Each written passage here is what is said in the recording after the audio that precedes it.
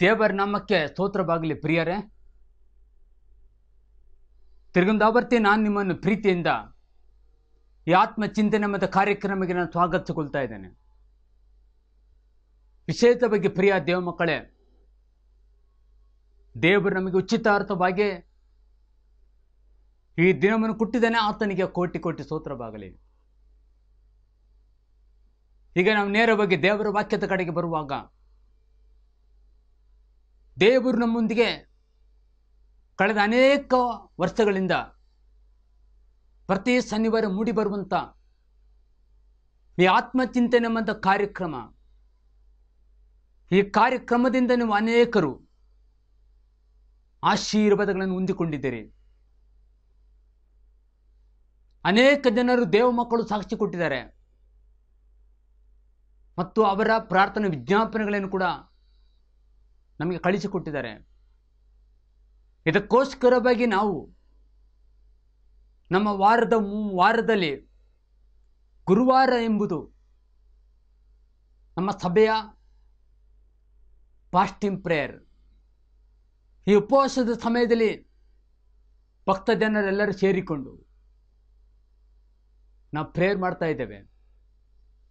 ಪ್ರಿಯ ದೇವ ಮಕ್ಕಳೇ, ಇನ್ನು ನಿಮ್ಮ ಯಾವುದೇ ಪ್ರಾರ್ಥನೆ ರಿಕ್ವೆಸ್ಟ್ಗಳಿದ್ದರೆ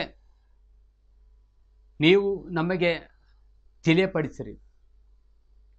ನಾವು ನಿಮಗೋಸ್ಕರವಾಗಿ ನಂಬಿಕೆ ವಿಶ್ವಾಸದಿಂದ ನಾವು ಪ್ರಾರ್ಥನೆ ಮಾಡುವರಾಗಿದ್ದೇವೆ. ಪ್ರಿಯ ದೇವ ಮಕ್ಕಳೇ, ನಾವು ನೇರವಾಗಿ ದೇವರ ವಾಕ್ಯದ ಕಡೆಗೆ ಬರುವಾಗ, ಹೋದ ಒಂದು ಶನಿವಾರದಲ್ಲಿ ನಾವು ನೋಡಿದಂಥ ಸಂದೇಶ ಯಾವುದಂತ ಹೇಳಿದರೆ,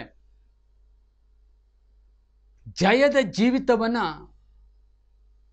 ಹೊಂದಿಕೊಳ್ಳುವುದರ ಬಗ್ಗೆ. ನಮ್ಮ ಜೀವಿತದಲ್ಲಿ ನನಗೆ ಜಯವೇ ಇಲ್ಲ ಎಂಬಂತ ಮಾತು ಇದೆಯೋ? ಬಿಡುಗಡೆ ಇಲ್ಲ ಎಂಬುದಾಗಿ ಮಾತು ಇದೆಯೋ? ನಾನು ಒಂದು ವಿಷಯದಲ್ಲಿ ಕೂಡ ಸಫಲವಾಗಲಿಲ್ಲ ಎಂಬುದಾಗಿ ಹೇಳ್ತಾ ಇದೆಯೋ? ಪ್ರಿಯ ನನ್ನ ದೇವ ಮಕ್ಕಳೇ, ಉಂಟು. ಹೌದು, ಎಷ್ಟೋ ಬಾರಿ ಎಷ್ಟೋ ಜನರು ಆಗಿ ಹೇಳ್ತಾರೆ, ಇಷ್ಟು ನಾನು ಪ್ರೇಯರ್ ಮಾಡ್ತೇನೆ, ಇಷ್ಟು ಬೈಬಲ್ ಓದ್ತೇನೆ, ವಾರಕ್ಕೆ 2-3 ಬಾರಿ ಫಾಸ್ಟಿಂಗ್ ಪ್ರೇಯರ್ ಮಾಡ್ತೇನೆ, ನಾನೆಲ್ಲ ಮಾಡ್ತೇನೆ, ಆದರೆ ನನಗೆ ಬಿಡುಗಡೆ ಇಲ್ಲ, ಜಯ ಇಲ್ಲ ಎಂಬುದಾಗಿ ಹೇಳುವವರು ತುಂಬ ಜನ ಇದ್ದಾರೆ. ಇದರ ನಿಮಿತ್ತವಾಗಿ ಅನೇಕ ಮಕ್ಕಳು, ಅನೇಕ ಜನರು ಕ್ರಿಸ್ತ ನಂಬಿಕೆಯನ್ನು ಕಳ್ಕೊಂಡೊಬ್ಬರು ಇದ್ದಾರೆ. ಹಳೆಯ ಸ್ವಭಾವಕ್ಕೆ ಹೋದೊಬ್ಬರು ಇದ್ದಾರೆ. ಆದ ಕಾರಣ ದೇವ ಮಕ್ಕಳು, ಈಗ ನಾನು ನಿಮ್ಮನ್ನು ನೊಂದು ಬೆಂದು ನನಗೆ ಬಿಡುಗಡೆ ಇಲ್ಲ, ನನಗೆ ಜಯ ಇಲ್ಲ ಎಂಬಂತ ಹೇಳುವಂಥ ಮಕ್ಕಳೇ, ದೇವ ಜನರೇ, ನಾನು ನಿಮ್ಮನ್ನು ದೇವರ ವಾಕ್ಯದಿಂದ ಎಂಕರೇಜ್ ಪಡಿಸ್ತಾ ಇದ್ದೇನೆ. ದೇವರ ವಾಕ್ಯದಿಂದ ನಾನು ನಿಮ್ಮನ್ನು ಬಲಪಡಿಸ್ತೇನೆ. ಖಂಡಿತ ಖಂಡಿತ ನೀವು ಸಂದೇಶ ಕೇಳುವಾಗ ಈ ಸಂದೇಶದಲ್ಲಿ ನಿಮಗೆ ದೇವರಾತ್ಮನ ನಿಮ್ಮ ಆತ್ಮದಲ್ಲಿ ಖಂಡಿತವಾಗಿ ಈಗ ಮಾತಾಡ್ತಾನೆ. ಏನು ಮಾತನಾಡ್ತಾನೆ ಅಂತ ಹೇಳಿದ್ರೆ, ದೇವರು ಹೇಳುವಂಥ ಮಾತು, ದೇವರು ನಮ್ಮನ್ನು ಪೂರ್ಣತೆಗೆ, ಸಂಪೂರ್ಣತೆಗೆ ಸಾಗಿಸುವ ದೇವರಾಗಿದ್ದಾನೆ. ಆ ಸಂಪೂರ್ಣವಾದಂಥ ಆ ಪೂರ್ಣತೆಗೆ ಸಾಗಿಸಬೇಕಾದ್ರೆ ನಾವು ಮಾಡಬೇಕಾದ ಕೆಲಸ ಯಾವುದಂತ ಹೇಳಿದರೆ, ನಾವು ಇದುವರೆಗೆ ಈ ವಾಕ್ಯದ ಸತ್ಯವೇದದ ಕನ್ನಡಿ ಅಂತಿರುವಂಥ ಈ ವಾಕ್ಯವನ್ನು ಮೂಲ ಪಾಠ, ಇದು ಮೂಲ ಅಂಶ, ಇದನ್ನು ನಾನು ಕೈಕೊಳ್ಳದಿದ್ದರೆ, ಸ್ಟಾರ್ಟಿಂಗ್ ಪಾಯಿಂಟ್ ಮೂಲ ಇದು. ನನ್ನ ಜೀವಿತದ, ನಮ್ಮ ಜೀವಿತದ ಮುಖ್ಯ ಮೂಲ ಪಾಠ ದೇವರ ವಾಕ್ಯ. ಇದನ್ನು ನಾನು ಮಾಡದೆ ಹೋದರೆ, ಇದನ್ನು ನಾನು ಕೈಕೊಳ್ಳದೆ ಹೋದರೆ, ಇದಕ್ಕೆ ನಾನು ಒಪ್ಪಿಸಿಕೊಳ್ಳದೆ ಹೋದರೆ ಹೇಗೆ ತಾನೇ ನಾನು ನೀವು ಪೂರ್ಣತೆಗೆ ಸಾಗಲಿಕ್ಕೆ ಸಾಧ್ಯವಿದೆಯೋ? ಖಂಡಿತವಾಗಿ ಸಾಧ್ಯವಿಲ್ಲ. ನೋಟ್ ಮಾಡ್ರಿ, ಆಲೋಚನೆ ಮಾಡ್ರಿ, ಗ್ರಹಿಸಿಕೊಳ್ಳ್ರಿ. ನಾನು ನೀವು ಪೂರ್ಣತೆಗೆ ಸಾಗಬೇಕಾದ್ರೆ ಮೂಲ ಪಾಠ, ಮೂಲ ಮಾತು ದೇವರ ವಾಕ್ಯ. ಅದು ಯಾವುದಾಗಿರ್ತದೆ?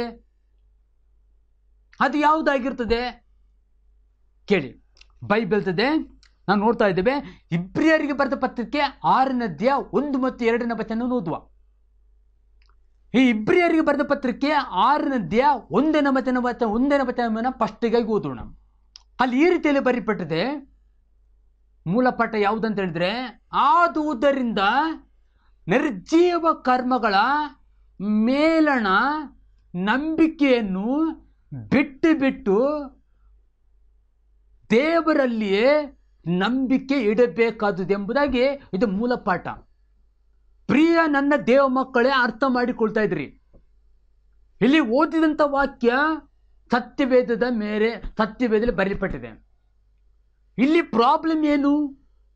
ಪೂರ್ಣತೆಗೆ ಸಾಗುವುದಕ್ಕೆ ಪ್ರಾಬ್ಲಮ್ ಏನು? ನಿರ್ಜೀವ ಕರ್ಮಗಳು.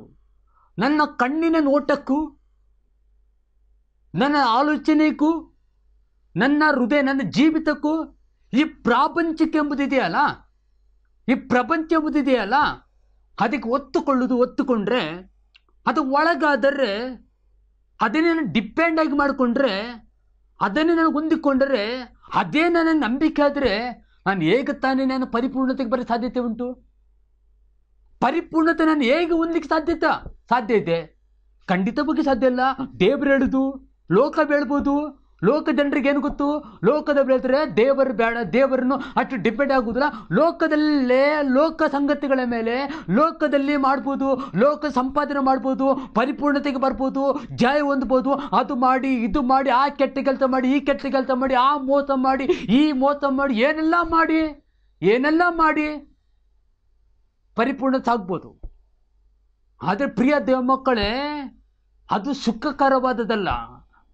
ಆ ಲೋಕವು ಕೊಡುವಂಥ ಬ್ಲೆಸ್ಸಿಂಗ್ ಸುಖಕರವಾದುದಲ್ಲ. ಮೊದಲು ನಮ್ಮ ಜೀವಿತಕ್ಕೆ ದೇವರಿಂದ ಬರುವಂಥ, ದೇವರು ನಮಗೆ ಏನು ವಾಗ್ದಾನ ಮಾಡಿದ್ದಾನೆ ಅದು ಪರಿಪೂರ್ಣವಾದಂಥ ಒಂದು ಜಯದ ಒಂದೇನಾಗಿದೆ ಜೀವಿತ, ಪೂರ್ಣತೆಗೆ ಸಾಗುವಂಥದ್ದು. ಈ ಪೂರ್ಣತೆಗೆ ಸಾಗಬೇಕಾದ್ರೆ ದೇವರಾತ್ಮ ನಮಗೆ ಏನು ಹೇಳ್ತಾನೆ? ಸ್ಪಷ್ಟವಾಗಿ ನಾವು ಗಮನಿಸಬೇಕಾಗಿದೆ. ನಾವು ಆತ್ಮಿಕ ಜೀವಿತದ ದೇವರ ವಾಕ್ಯವಾಗಿರುವ ಮೂಲ ಪಾಠಗಳನ್ನು ಮುಗಿಸಬೇಕಾದರೆ, ನಾವು ಗಟ್ಟಿಯಾದಂಥ ಆಹಾರವಾಗಿರುವ ಪೂರ್ಣತೆಗೆ ನಾವೇನು ಮಾಡಬೇಕು? ಇದರಲ್ಲಿ ಇಬ್ರಿಯ 6:1 ನಾವು ಸಾಗುತ್ತಾ ಹೋಗಬೇಕು. ನಾವು ಯಾವುದು ದೇವರಾತ್ಮ ಹೇಳ್ತಾನೆ ಅದನ್ನು ತೆಗೆದು ಬಿಡುವಂತೇಳಿ ತೆಗೆದು ಬಿಡಬೇಕು. ಯಾವುದನ್ನು ತೆಗೆದು ಬಿಡಬೇಕು? ನಾನೊಂದು ನಮ್ಮ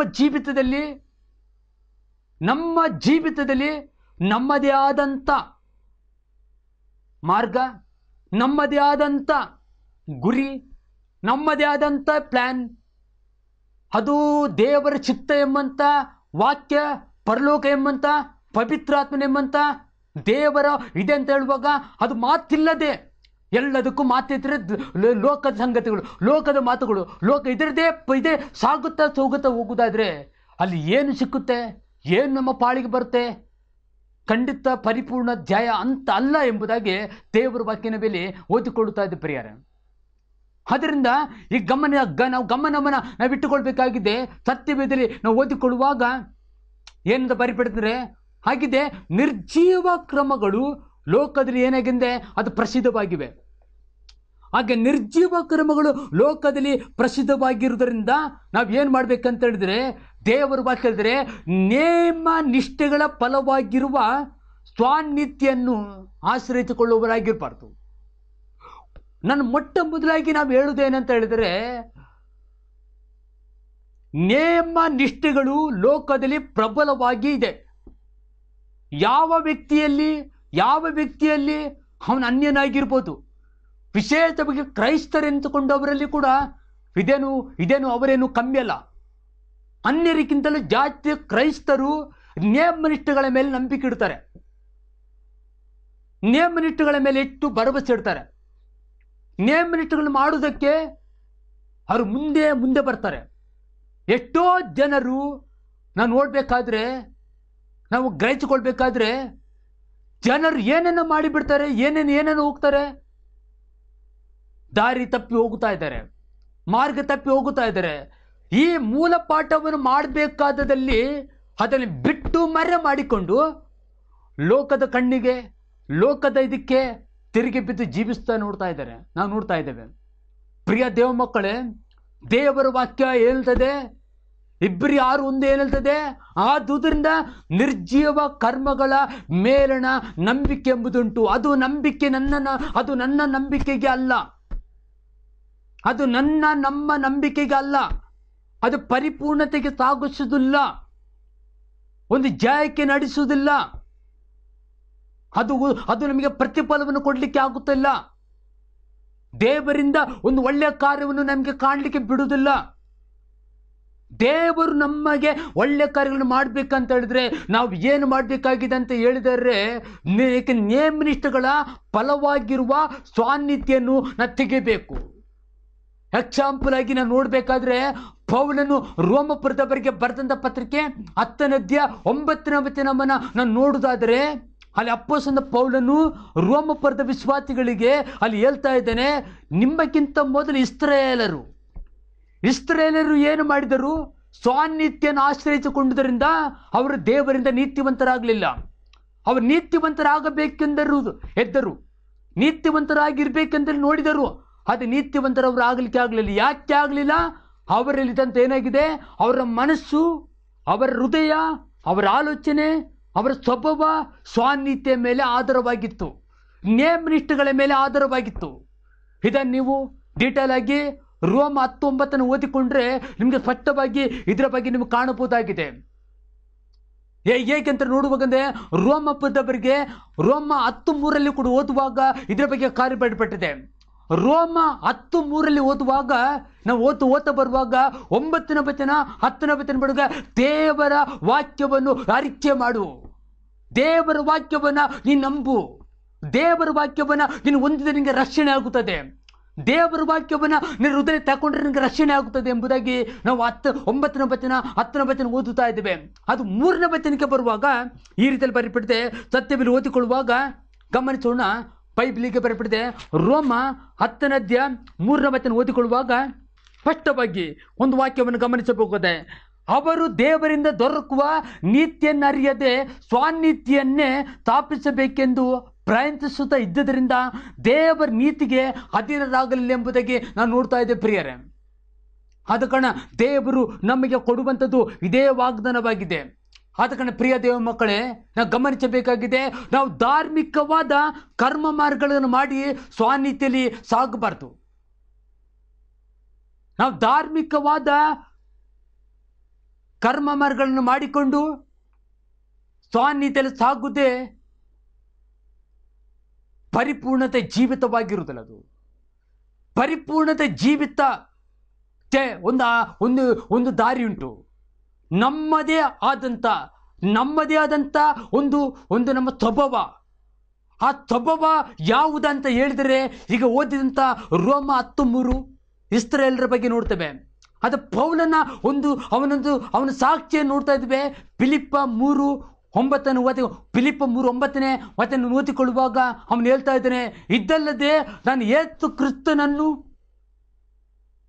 ನನ್ನ ಹೃದಯದಲ್ಲಿ ಸ್ವಂತ ರಕ್ಷಕನಾಗಿ ಒಡೆಯನಾಗಿ ನಾನು ನಂಬುವುದರಿಂದ ಸ್ವಾನ್ನಿತ್ಯವನ್ನು ಆಶ್ರಯಿಸಿಕೊಳ್ಳದೆ, ನೇಮನಿಷ್ಠಗಳ ಫಲವಾಗಿರುವ ಸ್ವಾನ್ನಿತ್ಯವನ್ನು ಆಶ್ರಯಿಸಿಕೊಳ್ಳದೆ ಯೇಸು ಕ್ರಿಸ್ತನನ್ನು ಸಂಪಾದಿಸಿಕೊಳ್ಳುವುದೇ ಎಂಬುದಾಗಿ ಪೌಲನು ಹೇಳ್ತಾ ಇದ್ದಾನೆ. ಇಲ್ಲಿ ಈ ಪೌಲನು ಈ ಮಾತನ್ನ ಒಂದು ಗಂಭೀರವಾಗಿ ಫಿಲಿಪ್ಪ ಸಭೆಯವರಿಗೆ ಹೇಳುವುದರಿಂದ, ಫಿಲಿಪ್ಪ ಸಭೆಯವರನ್ನ ಒಂದು ಖುಷಿ ಪಡಿಸುವುದರಿಂದ, ಒಂದು ನಂಬಿಕೆಯನ್ನು ಬಲಪಡಿಸುವುದರಿಂದ, ವಿಶ್ವಾಸವನ್ನು ಹೆಚ್ಚಿಸುವುದರಿಂದ ಅವನು ಹೇಳ್ತಾ ಇದ್ದಾನೆ, ನೀವು ಕೂಡ ಯೇಸು ಕ್ರಿಸ್ತನನ್ನು ಸಂಪಾದಿಸಿಕೊಳ್ಳಿರಿ ಅಂತ ಹೇಳ್ತಾನೆ.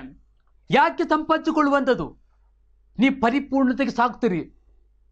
ಈ ಲೋಕದಲ್ಲಿದ್ದುಕೊಂಡು ನಿಮ್ಮ ಮೇಲೆ ಸೋಲು, ನಿಮ್ಮ ಮೇಲೆ ಅಪಜಯ, ನಿಮ್ಮ ಮೇಲೆ ಯಾವುದೇ ರೀತಿಯ ಆದಂಥ ನೇಮನಿಷ್ಠಗಳ ಫಲವಾಗಿರುವ ಈ ನೀತಿಗಳು ನಿಮ್ಮ ಮೇಲೆ ದೊರೆತನ ಮಾಡದ ಹಾಗೆ ದೇವರ ಕೃಪೆ, ದೇವರ ದಯೆ, ದೇವರ ಘನ ನಿಮ್ಮನ್ನು ನಡೆಸುತ್ತದೆ ಎಂಬುದಾಗಿ ನಾವು ನೋಡ್ತಾ ಇದ್ದೇವೆ.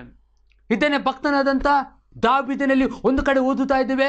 ನಾನು ದೇವರ ಕೃಪೆಯನ್ನು ಘನವನ್ನು ಹೊಂದಿದ್ದೇನೆ ಎಂಬುದಾಗಿ ದಾವೀದ ಒಂದು ಕಡೆಯಲ್ಲಿ ಮಾತನಾಡ್ತಾ ಇದ್ದೇನೆ. ಆದ ಕಾರಣ ಈ ಮಾತಿನ ಒಂದಿಗೆ ನಾವು ಈ ಲೋಕದಲ್ಲಿ ನಾವು ಯಾವುದೇ ರೀತಿಯಲ್ಲಿ ನಾವು ಆಡಂಬರವಿಲ್ಲದೆ, ಯಾವುದೇ ಲೋಕ ಸಂಬಂಧವಾದಂಥ ಸಂಗತಿಗಳನ್ನು ಹೊಂದಿಕೊಳ್ಳದೆ, ನಾವು ದೇವರಿಂದ ದೊರಕುವಂಥ ನೀತಿಯನ್ನು ಹೊಂದಿಕೊಂಡು, ಮಹಿಮೆಯನ್ನು ಹೊಂದಿಕೊಂಡು, ಪರಿಪೂರ್ಣತೆಯಿಂದ ಪರಿಪೂರ್ಣತೆಗೆ, ಒಂದು ಸಿದ್ಧಿಯಿಂದ ಒಂದು ಸಿದ್ಧಿಗೆ, ಒಂದು ಹಂತದಿಂದ ಒಂದು ಹಂತಕ್ಕೆ ನಾವು ಮುಂದೆ ಸಾಗಬಹುದಾಗಿದೆ.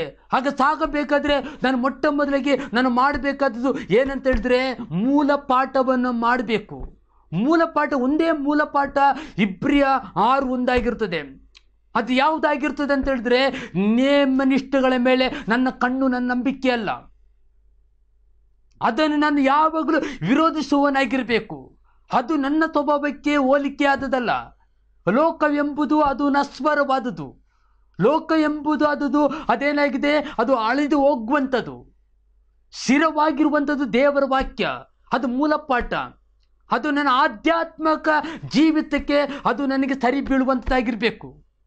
ಈ ಆಧ್ಯಾತ್ಮ ಜೀವಿತಕ್ಕೆ ಸರಿ ಬೀಳುವುದರಿಂದ ಖಂಡಿತವಾಗಿಯೂ ಆ ಕರ್ತನಾದ ದೇವರು, ಆ ತಂದೆಯಾದ ದೇವರು ನಮಗಾಗಿ ಆತನ ಏನು ಮಾಡಲಿಕ್ಕೆ ಬಯಸ್ತಾನೆ, ಪರಿಪೂರ್ಣತೆಗೆ ನಡೆಸ್ತಾನೆ. ಈ ಪರಿಪೂರ್ಣತೆಗೆ ನಾವು ಬರಬೇಕೆಂಬುದು ಆತನ ಈ ಮುಂಜಾನೆ ವೇಳೆಯಲ್ಲಿ ನಿಮ್ಮೊಂದಿಗೆ ನನ್ನೊಂದಿಗೆ ಮಾತನಾಡ್ತಾ ಇದ್ದಾನೆ. ಹಾಗಾದ ಕಾರಣ ದೇವರ ವಾಕ್ಯವನ್ನು ಕೇಳ್ತಿರುವಂಥ ನನ್ನ ಪ್ರಿಯರೇ, ನಮ್ಮ ಜೀವಿತಗಳಲ್ಲಿ ಎಲ್ಲಿ ನಾವು ದಾರಿ ತಪ್ಪಿದ್ದೇವೆ, ಎಲ್ಲಿ ನಾವು ದಾರಿ ತಪ್ಪಿ ಹೋಗಿದ್ದೇವೆ, ಯಾವ ವಿಷಯದಲ್ಲಿ ದಾರಿ ತಪ್ಪಿ ಹೋಗಿದ್ದೇವೆ, ಯಾವುದೋ ಒಂದು ಸಂಗತಿಗಳು ನಮ್ಮ ಜೀವಿತಗಳಲ್ಲಿ ಅದು ನಮ್ಮ ನಂಬಿಕೆಯಾಗಿ ಅದೇ ನಂಬಿಕೆಯನ್ನು ಜೀವಿಸ್ತಾ ಇದ್ದೇನೋ, ಈ ಎಲ್ಲ ಸಂಗತಿಗಳನ್ನು ನಾವು ಈಗ ಪರೀಕ್ಷಿಸಿಕೊಳ್ಳುವುದು ಒಳ್ಳೆಯದು. ನಾವು ಪರೀಕ್ಷಿಸಿಕೊಂಡು ಯಾವುದು ಸರಿ, ಯಾವುದು ತಪ್ಪು, ಯಾವುದು ನೀತಿ, ಯಾವುದು ಸತ್ಯ ಎಂಬುದಾಗಿ ನಾವು ತಿಳ್ಕೊಳ್ಳುವುದು ಒಳ್ಳೆಯದು. ಬೈಬಲೇ ನಮ್ಗೆ ಸತ್ಯವಾದುದು, ದೇವರ ವಾಕ್ಯವೇ ಸತ್ಯವಾದುದು. ಈ ಮೂಲ ಪಾಠವನ್ನು ಮಾಡುವುದರಿಂದ ನಾನು ತಿರುಗುಂದ ಬರ್ತೀನಿ, ನಿಮಗೆ ಪದೇ ಹೇಳಲಿಕ್ಕೆ ಇಷ್ಟಪಡ್ತೇನೆ, ಪರಿಪೂರ್ಣತೆಗೆ ನಾವು ಸಾಗಬಹುದು. ಖಂಡಿತಗಳು ಒಂದು ವೇಳೆ ಈ ಸಂಗತಿಗಳನ್ನು ನಾವು ಗಮನದಲ್ಲಿಟ್ಟುಕೊಂಡು ನಾವು ಮುಂದೆ ಹೋಗುವುದಾಗಿದ್ರೆ ದೇವರ ಆಶೀರ್ವಾದ ನಮ್ಮ ಮೇಲೆ ಬರುವಂಥದ್ದಾಗಿರ್ತದೆ. ಇನ್ನೊಂದು ಹೇಳಬೇಕಾದ್ರೆ, ದೇವರ ವಾಕ್ಯ ಓದಿಕೊಳ್ಳುವಾಗ ಇವೆಲ್ಲವೂ ಏನಾಗಿರ್ತದೆ ಅಂತ ಹೇಳಿದರೆ, ದೇವರಿಗೆ ಒಂದು ಹೊರತಾದದು ಆಗಿರ್ತದೆ. ದೇವರ ಸಂಗತಿಗೆ ಏನಾಗಿದೆ ಅದು ಹೊಂದುವುದಿಲ್ಲ. ದೇವರಿಗೆ ದುರ್ವಾಸನೆ ಆಗಿರ್ತದೆ. ನಿರ್ಜೀವ ಕರ್ಮಗಳ ಮೇಲೆ ನಂಬಿಕೆ ಇಡುವುದರಿಂದ ಅದು ದೇವರಿಗೆ ದುರ್ವಾಸನೆ ಆಗಿರ್ತದೆ. ದೇವರಿಗೆ ಬೇಸರ, ದೇವರಿಗೆ ದುಃಖತನ, ದೇವರಿಗೆ ಒಂದು ತುಂಬಾ ಅವಮಾನ ಮಾಡುವಂಥದ್ದಾಗಿರ್ತದೆ. ಅದಕ್ಕೆ ಮನುಷ್ಯರಾಗಿರ್ತಕ್ಕಂಥ ಇವತ್ತು ನಮ್ಮ ಜೀವಿತದಲ್ಲಿ ದೇವರಿಗಾಗಿ ನಾವು ಬೆಲೆ ಕಟ್ಟಬೇಕು. ವಾಕ್ಯವನ್ನು ಹೊಂದಿಕೊಂಡು ಬೆಲೆ ಕಟ್ಟಬೇಕು. ವಾಕ್ಯವೇ ನಮಗೆ ಸರ್ವಸ್ವ, ವಾಕ್ಯವೇ ನಮ್ಮ ಪಾಲಿಗೆ ಆಧಾರ, ವಾಕ್ಯವೇ ನಮಗೆ ಏನಾಗಿದೆ, ಇದು ವಾಕ್ಯವೇ ನಮಗೆ ಬೆಳಕು. ಇದನ್ನೇ ನಮ್ಮ ಮುಂದೆ ಇಟ್ಟುಕೊಂಡು ನಾವು ಮುಂದೆ ಸಾಗುವುದಾಗಿರುತ್ತದೆ. ದೇವರು ಇಷ್ಟನ್ನೇ ಹೊರತು ದೇವರಿನ್ನೇನು ನಮಗೆ ಆತನು ಬಯಸುವನಲ್ಲ. ಆದ್ದರಿಂದ ನಾವು ಇವಾಗ ನಾವು ಮಾಡಬೇಕಾದದ್ದು ಒಂದೇ ಒಂದು ಕೆಲಸ. ನಾವು ಆತ್ಮಿಕ ಆಶೀರ್ವಾದವನ್ನು ಕಟ್ಟಬೇಕಾದ್ರೆ ದೇವರ ವಾಕ್ಯದವನ್ನು ನಾವೇನು ಮಾಡಬೇಕಂದ್ರೆ ಪಡೆಯಬೇಕಾದ್ರೆ ನಿರ್ಜೀವ ಕರ್ಮಗಳನ್ನು ನಾವು ಬಿಡಬೇಕು. ಈ ನಿರ್ಜೀವ ಕರ್ಮಗಳನ್ನು ಬಿಡದೆ ಹೋದರೆ ನಾವು ನೀತಿವಂತರಾಗುವುದೇ ಇಲ್ಲ. ಆ ನೀತಿವಂತರಿಂದ ಎಣಿಸಲ್ಪಡೋದು ಯಾವಾಗ? ನಾವು ಒಳ್ಳೆಯವರಾಗಿ ಕಂಡು ಬರೋದು ಯಾವಾಗ? ನಮ್ಮ ಪ್ರಾಮಾಣಿಕತೆಯಾಗಿ ಕಂಡು ಬರೋದು ಯಾವಾಗ? ದೇವರಿಗೆ ಮೆಚ್ಚುವ ರೀತಿಯಲ್ಲಿ ಕಂಡು ಬರೋದು ಯಾವಾಗ ಅಂತ ಹೇಳಿದ್ರೆ, ಈಗ ಓದಿದಂಥ ವಾಕ್ಯ ಈ ನಿರ್ಜೀವ ಕರ್ಮಗಳ ಮೇಲಣ ಇರತಕ್ಕಂಥ ಮಾತುಗಳನ್ನ ನಾವು ತೆಗೆದಾಕಬೇಕು. ಅದಕ್ಕೆ ದೇವರು ನಮ್ಮನ್ನು ಈ ಮೂಲದಿಂದ, ಈ ವಾಕ್ಯದಿಂದ ದೇವರಾತ್ಮ ನಮ್ಮೊಂದಿಗೆ ಆತನು ನಮಗೆ ಬಲಪಡಿಸುತ್ತಾ ಇದ್ದಾನೆ.